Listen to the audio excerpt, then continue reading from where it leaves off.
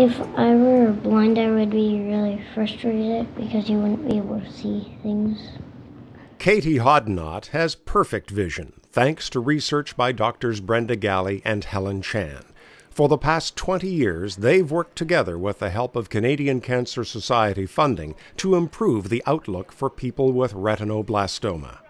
Retinoblastoma is a cancer of the infant retina, the developing retina, that starts before birth, often, and a particular cell in the developing retina is very dependent on the presence of the retinoblastoma gene to be normal. And when that's gone, the cells grow out of control and form a cancer in the baby's eye.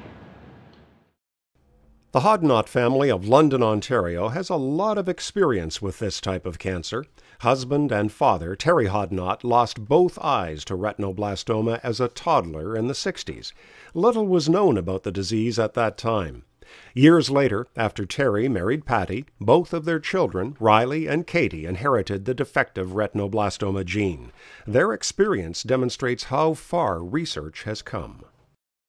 I mean, we went from having no eyes, lucky to be alive, severe chemo and radiation and the whole bit, to, the next stage with Riley, not quite there with the research in terms of the genetics, didn't quite have that pinned down, and Riley having chemo and a very rough road for about 3 years, and then eventually losing one eye, but still fortunate and glad to, have the success that we did with him. And then moving on to Katie, where, she has 20/20 vision in both her eyes, never had to endure chemo, and just, the picture of health. So, absolutely the research dollars are going in the right place as far as I'm concerned. Over the years, the Hodnotts have shown their appreciation as active fundraisers in their community for cancer research. Their commitment is easy for any parent to understand. I think I'm lucky to be a survivor, and that I'm lucky to have both my eyes. So, how has research helped families like the Hodnotts? Dr. Galley's research developed a genetic test for retinoblastoma.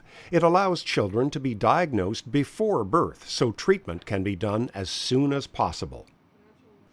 Meanwhile, research by Dr. Chan discovered that cyclosporin could overcome retinoblastoma's resistance to chemotherapy. That meant many children could be cured without resorting to harmful radiation therapy.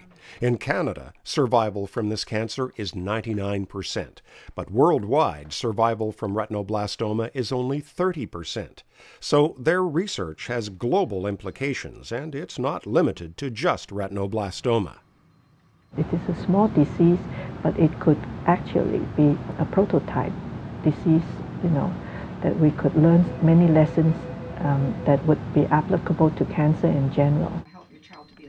For researchers like Brenda Galley, that kind of promise is a powerful motivator. I'm having so much fun. It's so good.